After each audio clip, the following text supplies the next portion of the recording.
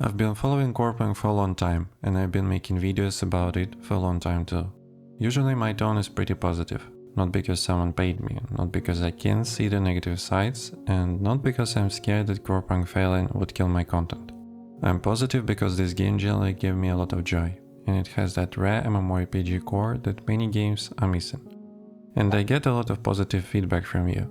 YouTube, Discord, in-game. Keep doing what you're doing, thank you for your content, the game has potential, I'm hyped. I see it all, and it feels amazing to give positive vibes and get them back. But when I say I see it all, I also mean I see the other comments too. Corepunk is at a devs still think they are the best and can take criticism, it will be a miracle if this game even makes it to release. And I'm not blind, I see the frustrations behind those words. Some things should work better, some things should work differently, and some things, honestly, shouldn't work like that at all. So today, I want to talk about it. If my previous video about things getting better sounded like Corepunk is safe, it's all good, then this one is the balance. The things that can bring Corepunk to failure if they stay the same. Now, I don't know if the developers will watch this or not. I don't know how aware they are of the problems I'm going to mention. I don't know how big the team is, what their internal priorities are, or how good they are in C++ or C#. I have zero connection to the devs, this is just me, as a player and a content creator, being honest. Because the idea is simple, if you are trying to achieve something, you will always have problems, and if you care about success, you don't hide these problems, you face them and you address them. Otherwise, you are just increasing your chances to fail. That's the responsibility, at least from my side, to be honest, because I actually want this game to succeed. So yeah, today we talk about Corepunk's problems.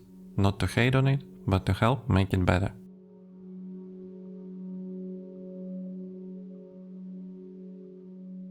The first and the biggest problem from my point of view is setting false expectations. Let me give you an example that shows exactly what I mean. Last December, the developers posted an article where they highlighted upcoming content, what they're working on, and an approximate roadmap for future updates. 22 things were mentioned, and according to the rough estimates, all of it should have been released before summer. I'm writing this on June 1st. Only 8 out of 22 were released. Only 4 out of those 8 were on time. The other 4 came with delays. Let's rewind. Prison Island was planned for January 2025. Players could enter it in April, but the actually playable state is more like July. New Steps location delayed. 6 class specialization by the start of early access, we have only Defender so far. Alpha 2 delayed. And those are just the major ones. So even when we get the content, we often get it late, sometimes very late. Developers keep saying approximate timeframes, but it feels like 9 times out of 10 those timeframes don't happen. And the problem is, this has been going on for years, even before the first alpha. I mean, we're all people, not robots. Every one of us missed what was promised. But when you are building a product with your audience and you miss timeframes constantly, you create false expectations inside your customers' minds. And with every delay, you only increase that gap between what people believed is coming and what actually comes. Then, heartbroken customers go to Discord, Reddit, whatever, and throw trash at the game. Other people might want to try the game, but now they hesitate. You lose existing customers, you lose potential customers. That's how a business fails. And it all starts with the same thing, constant overpromising. You can interpret it in 2 ways. You are trying to keep hype alive at any cost, or you generally can't estimate the time, resources required. Either way, the result is the same. What can I advise here? Nothing revolutionary. If you can't reliably hit timeframes, don't name them. Remove the future disappointment. Yes, it reduces hype, and hype isn't important for early access, but false hype is worse. Or, the harder option, improve planning and estimation as a product owner. It's way harder than it sounds, but I don't see another choice. The second problem is tightly connected to the first one, communication. Usually Corepunk developers show up on Discord and inform players about delays, but sometimes they can just vanish for weeks, even for months. Same roadmap example. Prison Island team location in February? No. Atlas Builder in March? No. Forest, sandy biomes in March and April? No. Okay, happens. but then just come out and say something simple. Okay guys, we overestimated ourselves, so we won't deliver XYZ in time. We'll focus on one of them first. Or, sorry, unexpected obstacles. 5 minutes, a few sentences. Instead, what I saw in April. Devs said they were preparing market orders. Cool system, could be amazing, but it was not even mentioned in the roadmap. So people are mad because they had expectations about depot, new biomes, Atlas Builder, and there were no words about it. And then market orders appears from nowhere like, here's your new content. Like, what? Yes, there is always that message at the beginning of the roadmap. Everything is approximate. But your customer won't remember that line when expectations fall apart and emotions take over. I'm not asking for something extraordinary. If you set timeframes and you are not going to meet them, or you are changing priorities, please spend 5 minutes and communicate. Your future successful product would be proud of you. And again, beta estimation would solve half of this automatically. Third problem, and this one can absolutely kill the game as a product, is bugs. Let me make it clear once and for all. Every software product on this planet has bugs. But the question is, how many and how product breaking? You can have the best idea, the best design, the best gameplay loop, but if a player gets stuck because of bugs, they leave. They go find another game, maybe worse, maybe less interesting, but at least it works. And regarding every new content in Corepunk, bank storage, bugs, prison island, bugs, new gear types, bugs, reworked bosses, bugs, marketplace, bugs, guild storage, bugs.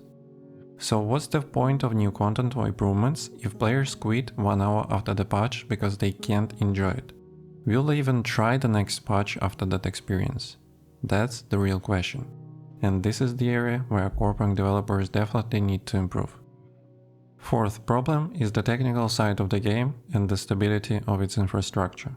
We all remember how early access started. Even if you could play, you would get an error every 15 minutes. Then you relog and you realize you lost progress. Rollback. Developers had to close servers for a week or so because it was literally better for the community not to play than to have that experience. Thousands of people waited for the game. They wanted to play, and the game simply couldn't handle the load. And yes, there were also DDoS attacks, which is a targeted way to harm the game. I'm sure a lot of improvements were implemented since then. But the question is, are those improvements enough for the next hype moment? Because wipe and release are coming, and the game will be on the heavy load again, at least for a few days. A lot of current players plus new players will enter at the same time.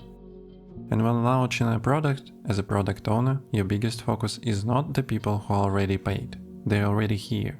Your main focus becomes the people who are still deciding. Is it worth it? Should I wait? Should I look at alternatives? From my point of view, the first few days after wipe release are crucial.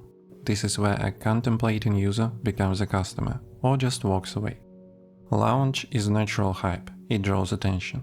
But if hype comes together with negativity, unstable servers, technical problems, rollbacks, that can be a moment of no return. After that, you'll need double or triple effort to pull attention back. Since early access first weeks, the game hasn't been truly tested on the heavy load again. At least not at that scale. I really hope developers understand that this time they need to go all in on infrastructure and use everything they've learned to make sure the hype moment comes with positivity. And now the final problem I want to highlight. If everything above is about how you approach development as a process, this one touches gameplay itself. Maybe it's not as critical as servers dying, but still you want players to play your game as much as possible. And if a decent percentage of players hate something, every second feedback mentions the same issue, you have to address it. If not, players won't always leave instantly, they will stay until a better alternative shows up. I have two clear examples. First, RNG. Listen, randomness is a core principle of MMORPGs. Progression is meaningless if it takes no effort or no time. You need challenge, you need grind, you need a reason to feel joy when you finally get what you want. And randomness is a key part of that. World of Warcraft, League of Legends, Albion Online. Many games don't guarantee you'll get the exact item you want after one dungeon, raid, battleground. You get gold, resources, progress, but not always that belt with the perfect stats for PvP. Not always that rune that makes your healer fantasy work at its best. If the game guarantees you'll get what you want 100%, what is the emotion? You already know you'll get it, you just need to kill the final boss. Randomness creates the let's go moment. But it has to be calculated. 1% less, 1% more, it matters. Too low and the grind feels meaningless. Too high and the reward doesn't feel special. Now back to Corepunk. Example, roll in secondary stats on artifacts. If you want a build that actually works, you need reroll baskets, plus gold, plus synthesis fuel. Gold isn't that random, but baskets are. Yes, you get some over time, but that's just to start improving your character.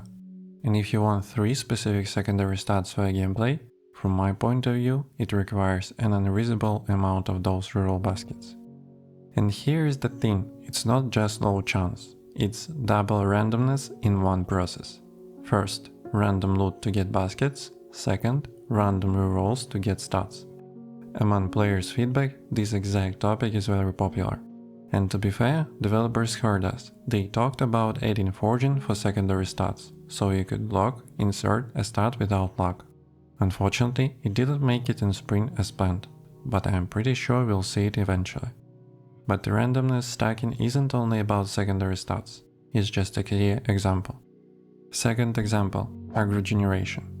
We are going to get depot with 7 new bosses, great. But will DPS roles actually be able to DPS without stealing aggro from tanks and making the tank role feel useless? This problem existed since day one, and it's a big brick wall between a lot of players and their enjoyment of Corepunk, especially people who love taunt gameplay. I can admit it, making an aggro system that feels good is complex, but I am sure Corepunk has enough tools to make it work. Because Depot can be the perfect dungeon, no bugs, amazing bosses, and still the tank players won't enjoy it if the core system doesn't work. That's the question to answer. And I hope developers will find time to finish that MMORPG core so Corepunk feels like a complete MMORPG, not just MMO with cool ideas. That's all I wanted to say about Corepunk problems. Yes, you can also mention no Steam release, no controller support, no new classes, battle pass quests, class imbalance, and so on. It's obvious a game in early access will have a lot of things that can be improved. I wanted to focus on the things that can have the biggest impact on the game's future. And I like that this video is coming out right before wipe and release, because wipe and release will be that turning the page moment where a lot of new players will come. I like the idea to summarize the good sides, which I did in the previous video, and the bad ones in this video, before the page turns. If you made it to the end, you are absolute G. Let me know in the comments what you think. Thank you for your time, and I see you in the next video.